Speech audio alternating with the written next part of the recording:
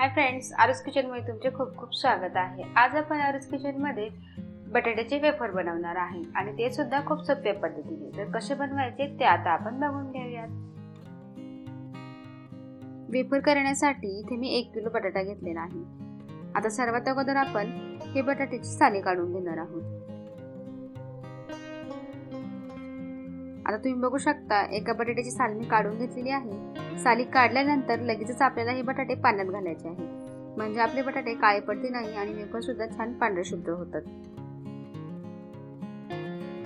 आता याच पद्धतीने मी बाकीचे सर्व बटाटे साळून घेते आणि पाण्यात टाकून घेतलेले आहेत। आता हे बटाटे आपल्याला असेच पाण्यात ठेवायचे आहे आणि आता आपण एक एक बटाटा घेऊन त्याचे वेफर करून घेऊया। तर इथे मी एक बटाटा घेतलेला आहे आणि वेफर करायची किसणी घेतलेली आहे। तर किसणी तुम्ही उभी धरू नका, उभी किसणी धरल्याने तुमचे वेफर जे आहे ते तुटू शकतात आणि या पद्धतीने तुम्ही आडवी जर किसणी धरली तर तुमचे वेफर मोठे मोठे आणि मस्त असे गोल येतात आणि पटापट निघतात।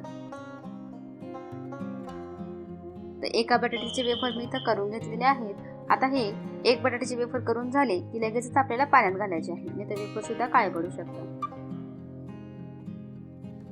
आता याच पद्धतीने सगळे वेफर मी करून घेते आणि पाण्यात टाकून घेते। आता पाण्यात टाकून 4 पाण्याने मी हे बटाटे धुवून घेतलेले आहेत आणि 5व्या पाण्यामध्ये तुम्ही बघू शकता किती स्वच्छ पाणी निघालं आहे। असंच स्वच्छ पाणी निघालं पाहिजे। जोपर्यंत स्वच्छ पाणी एवढं नितळ पाणी निघत नाही तोपर्यंत हे बटाटे आपल्याला धुवत राहायचे आहे। असे वेफर्स मी धुवून घेतलेले आहेत आणि स्वच्छ पाणी निघालेलं आहे।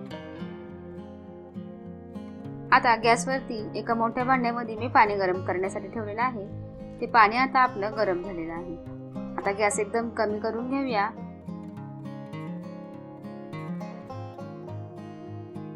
आता आपण यामध्ये एक लिंबू कापून पिळून घालूया। लिंबाने काय होईल, आपले वेफर जे आहे ते खूप छान क्रिस्पी आणि व्हाईट दिसतील आणि ज्याप्रमाणे आपण दुकानातून वेफर आणतो त्याचप्रमाणे हे वेफर लागतात।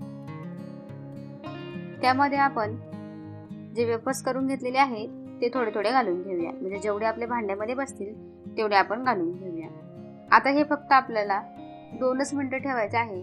माझ्या किसनीतून खूपच पातळ वेफर पडत होते त्यामुळे मी फक्त 2च मिनिटं शिजवलेलं आहे। जर तुमची किसनी जाड असेल, त्याने जाड वेफर पडत असेल तर तुम्ही फक्त 3 मिनिटं शिजवून घ्या। जास्त वेळ याच्यामध्ये ठेवायचं नाहीये, लगेचच आपल्याला हे काढून घ्यायचं आहे। आता हे वेफर शिजलेले आहेत, हे आपण लगेचच एका चाळणीमध्ये काढून घेऊया, म्हणजे त्यामधलं जे पाणी असेल ते गाळणीतून खाली पडून निथळून जाईल। आता हे जास्त वेळ न घालवता हे वेफर पटकनच लगेच एका कागदावर किंवा कापडावर सुकत घालावे, कारण जास्त वेळ ठेवल्याने खालचे जे वेफर आहे ते जास्त शिजतात। त्यामुळे पटकन हे एक एक करून वेफर कागदावरती किंवा कापडावरती सुकत टाकावे। तुम्ही बघू शकता असे एक एक करून मी सर्व वेफर सुकत टाकलेले आहेत।